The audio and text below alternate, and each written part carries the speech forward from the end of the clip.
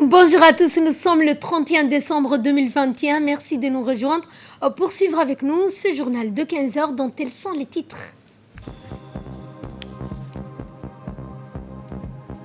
Inauguration de la place Lagarde rénovée. Eh bien, c'est ce que nous verrons en début de journal. Dans l'actualité internationale, et cet appel téléphonique entre Joe Biden et Vladimir Poutine, appel qui a duré pendant 1 heure concernant la crise ukrainienne. Bonjour et merci de nous accueillir chez vous. Le secrétaire d'État chargé des sports, Hassan Mohamed Kamil, a reçu hier à son cabinet M. Yuri van der Velden, le manager de Global Sport Communication, une agence de gestion représentant des athlètes de classe mondiale. L'audience portait sur le management des athlètes élites de la Fédération djiboutienne d'athlétisme et particulièrement leur inscription dans des centres de formation de préparation de haut niveau et dans toutes les compétitions régionales, continentales, internationales pour la réalisation des minima pour la qualification aux JO et championnats du monde. Pour l'expert hollandais, la partie principale de leur rôle est la gestion d'élite qu'ils recrutent des pistes et gèrent les athlètes et l'équipe autour des athlètes comme les kinés, les médecins, etc. Ils travaillent également avec des organisateurs de courses de route d'élite pour les aider à atteindre leur objectif grâce au recrutement d'athlètes d'élite. Intégré dans un centre de formation. Donc le haut niveau voudrait que toute une équipe au complet soit autour des athlètes et à commencer par un manager. Et aujourd'hui, nous avons un manager de nationalité hollandaise et qui va tout faire pour que nos athlètes participent le maximum de compétitions, non seulement pour améliorer leur performance, mais également pour réaliser les minima afin de participer, Inch'Allah, aux Jeux Olympiques 2024 C'était dans les titres. La question d'espace public fait sans doute l'objet d'une attention particulière de la part de la mairie de Djibouti. Ainsi, au terme d'un projet de rénovation urbain, la maire de la ville de Djibouti, Madame Fatouma Awali Ousmane, a procédé hier à l'inauguration de la place Lagarde, nouvellement réhabilitée. Ainsi, la concrétisation, la réalisation de cette nouvelle infrastructure témoigne de l'embellissement de l'espace urbain. L'un des moments forts de la cérémonie fut la réouverture de la place qui fut sans doute lors de la coupure du ruban par la maire de la ville de Djibouti. Un son solennel clôturant les travaux du chantier suivi d'une visite officielle des différents lieux d'un jardin public flambant neuf situé au centre-ville de la capitale. La place Lagarde, lieu public hérité de l'époque coloniale, a été usé par le temps et n'a guère été en bon état. Cependant, à travers une convention entre l'hôtel de ville et une entreprise de lieu communément appelée jardin public a été complètement rénové. Des nouveaux bancs sur une surface de marbre au passage bien tracé et des périmètres arborisés font aujourd'hui de cette place historique un lieu convivial.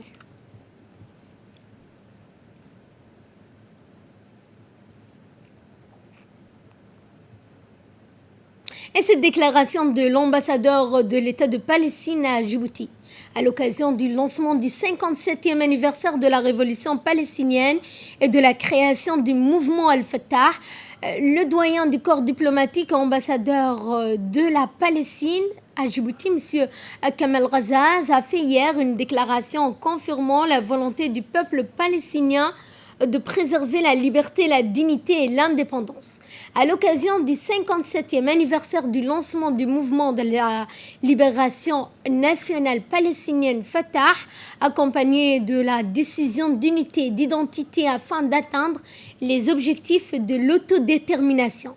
Le premier communiqué marquait une nouvelle naissance. La naissance de la révolution palestinienne armée pour le Fatah adopte la lutte armée comme le seul moyen de liberté de la Palestine à la lumière d'un monde qui ne comprend aucun autre langage que celui de la force. La vision du peuple palestinien a été confirmée selon laquelle affronter l'occupation est le vrai choix, continuer la lutte et les sacrifices et croire aux droits nationaux historiques et aux constantes palestiniennes basées sur sa profondeur nationaliste arabe et islamique.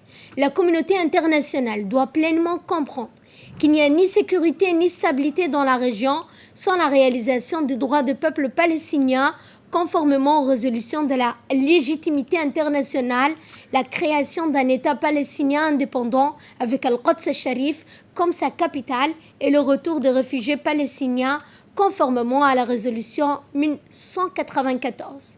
Nous ne pouvons que confirmer que nous renouvelons l'alliance, le serment et la loyauté envers la révolution palestinienne et son approche inébranlable des principes afin d'achever le parcours du martyr Yasser Arafat et le chemin de son frère Mahmoud Abbas jusqu'à la victoire et à la libération accompagnée de nos honorables frères dans notre nation arabe et islamique dans le monde entier.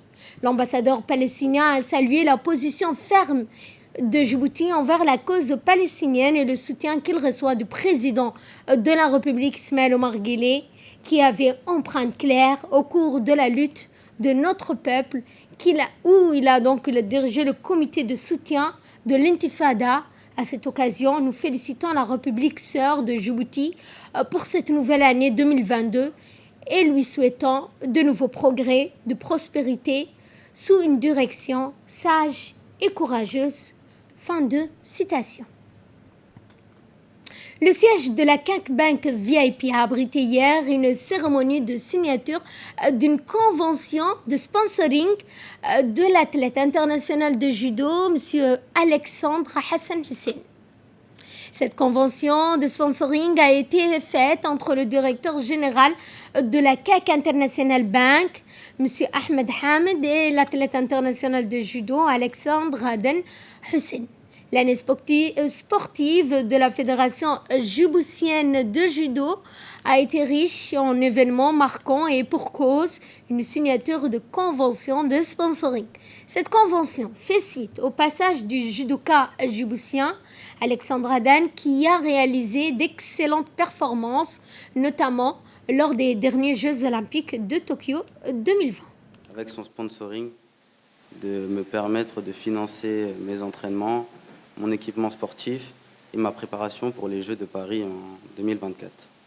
Grâce à ce sponsoring, Inch'Allah, nous allons ramener une médaille d'or pour la République de Djibouti aux prochains Jeux Olympiques. Également à remercier la Fédération djiboutienne de judo qui est présente avec moi aujourd'hui, mais également le comité olympique qui m'a aidé aussi dans ma préparation.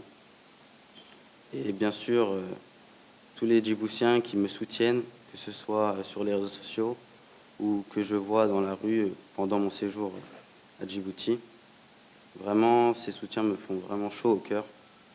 Et je tiens encore une fois à les remercier parce que c'est grâce à eux, c'est grâce à tous les Djiboutiens que quand je serai en compétition, je pourrai être plus performant pour remporter une médaille. Quant au président de la Fédération djiboutienne de judo, Faisal Abdurrahman, il a d'emblée remercié la CAC Bank qui a sponsorisé l'athlète international de judo.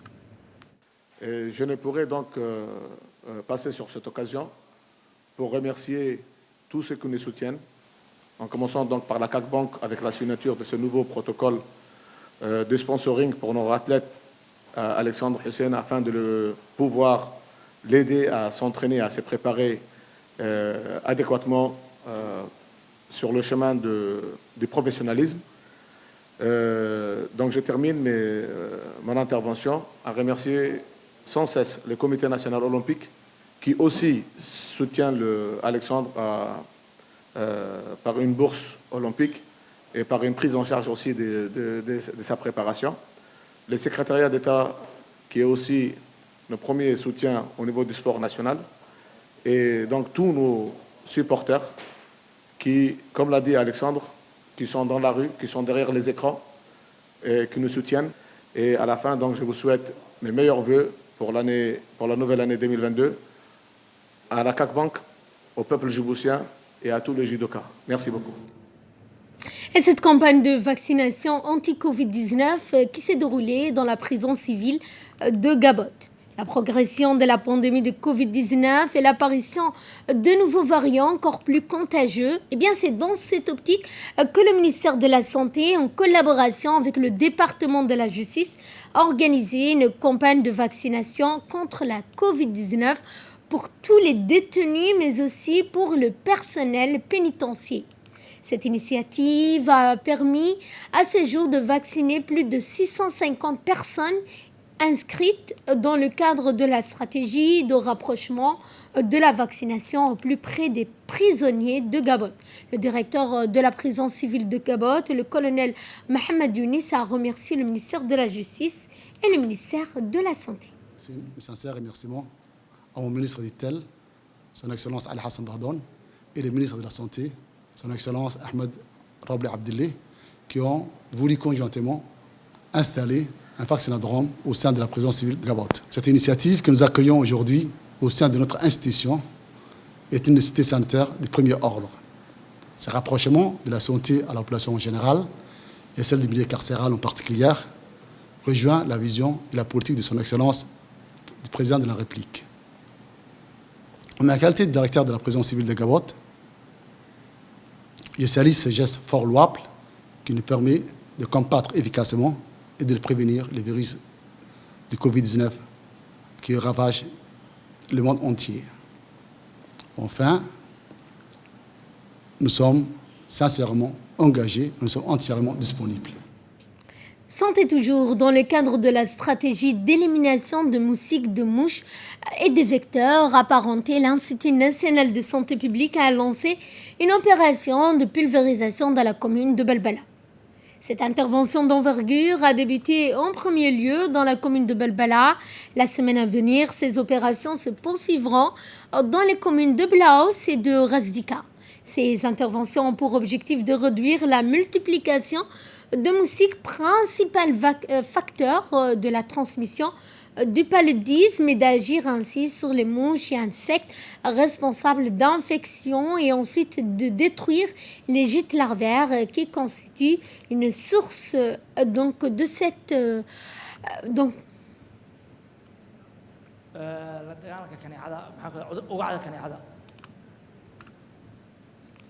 Direction Tadjoura, où un atelier de réflexion, de travail organisé dimanche 26 décembre au jeudi 30 par le FSJ 360 et l'inspection générale de la base de la capitale et dans les régions qui s'est tenue à l'inspection de Tadjoura. Cet atelier portait sur des outils révisés de français de la 3e année et sur le Dashboard. Il faut souligner que le Dashboard d'EGRA est un outil de pilotage pédagogique stratégique pour les conseillers. Cet atelier de travail intensif s'est achevé dans une ambiance conviviale. L'atelier de cette semaine est un atelier de réflexion autour des compétences qui sont développées en 3e année et autour de leur mise en œuvre. L'atelier a réuni l'ensemble des inspecteurs de la République et à travers cet atelier, nous avons évoqué l'explicitation de ces compétences, les problèmes de leur mise en œuvre et tout ce qui tourne autour de la mise en œuvre du programme de 3e année. Parallèlement, il y a eu aussi une réflexion autour de l'évaluation EGRA, qui est une évaluation pour avoir une idée du niveau des compétences en lecture des élèves de 2e année et de 5e année. Et enfin, on a pu, avec les inspecteurs, renforcer l'appropriation au niveau du dashboard, un outil de pilotage qui leur permet de faire un meilleur suivi des formations et des interventions des conseillers pédagogiques et d'observer les pratiques de classe. Direction Alice Abiy, où le ministère de la Femme et de la Famille a tenu un atelier de renforcement de l'institution des activités de mutuelles communautaires, de développement du planning familial et de la lutte contre toute mutilation génitale féminine. Ce projet mutuel de développement communautaire constitue pour le gouvernement djiboutien un véritable outil de lutte contre la pauvreté qui permet d'adoucir le quotidien de nombreuses familles, issues aussi bien du milieu rural qu'urbain de notre pays. Soucieux du bon fonctionnement de ces structures, le ministère de la Femme et de la Famille a mobilisé plusieurs de ces cadres qui suivent et évaluent régulièrement les résultats au niveau de chaque groupe de développement. L'équipe ici présente nous exposeront les activités réalisées et les perspectives à venir. Conformément à sa politique de lutte contre la délinquance, dont l'objectif est de prévenir tout type de débordement dû à la consommation excessive d'alcool, les gendarmes de la brigade des quartiers 6-7 ont été à l'origine d'un joli coup de filet dans la journée du 28 décembre. En effet, à l'approche des fêtes de fin d'année, les enquêteurs de la brigade des quartiers 6 et 7 ont efficacement exploité des renseignements récoltés selon lesquels un approvisionnement illégal de stocks de poissons alcoolisés de points de vente prohibés était sur le point d'être réalisé. À cet effet, les gendarmes de cette unité ont réussi notamment à intercepter un véhicule de type minibus rempli de boissons alcoolisées qui était destiné à ravitailler un point de vente illicite d'alcool. À bord de ce minibus, le conducteur et 3 autres individus gérant le point de revente illégal, personne ne disposait de licence officielle permettant la vente légale d'alcool. Au final, les gendarmes ont découvert une saisie de 12 cartons de 23 bouteilles de vodka, 34 bouteilles de gin, 24 bouteilles de pastis, 3 bouteilles de whisky, 12 canettes de bière Amstel, le tout dissimulé dans des cartons de sirop pour tromper la vigilance des gendarmes. Le véhicule ayant servi au transport de ces marchandises a été donc à destination illicite a également été immobilisé dans l'attente d'une décision judiciaire. Et à l'issue de l'enquête diligentée, toutes les personnes impliquées ont été présentées devant la justice puis écrouées à la prison civile d'Aigues-Bottes. Cette opération s'inscrit dans la politique de prévention contre toute forme de délinquance menée par le haut commandement de la gendarmerie nationale. Et nécrologie, pour clore l'actualité nationale, nous avons le regret de vous annoncer le décès de M. Waïs Ahmed Moussa, né en 1964 et ancien gestionnaire à la Société immobilière de Djibouti, comme ils l'ont appelé SIAF, et qui travaillait pendant 40 ans. Il était aimé et respecté de tous. Il laisse derrière lui 7 enfants, 2 petits-enfants. Nous prions le tout miséricordieux de l'accueillir dans son paradis éternel. Inna lillah wa inna ilayhi raji'un. Dans l'actualité internationale, il y a cette conversation téléphonique d'une 50aine de minutes, sérieuse et concrète, des mises en garde. Le président américain Joe Biden a menacé son homologue russe de sanctions économiques et militaires massives en cas de nouvelle escalade à la frontière ukrainienne. Vladimir Poutine a répondu que de telles sanctions pourraient entraîner une rupture complète des liens entre la Russie et les États-Unis. Pour Moscou, la sécurité de la Russie passe par l'interdiction de tout élargissement de l'OTAN, perçu comme une menace existentielle, et la fin des activités militaires occidentales à proximité de la frontière russe, zone qu'elle considère comme relevant de son aire d'influence. Les deux dirigeants veulent tout de même croire en la voie diplomatique. Cet échange, le deuxième en un mois, prépare le terrain pour les discussions bilatérales les 10, 12, 13 janvier prochains entre la Russie et les États-Unis, puis l'OTAN et l'OSCE. Fin de ce journal. Merci à vous de nous avoir suivis. Excellent après-midi à toutes et à tous.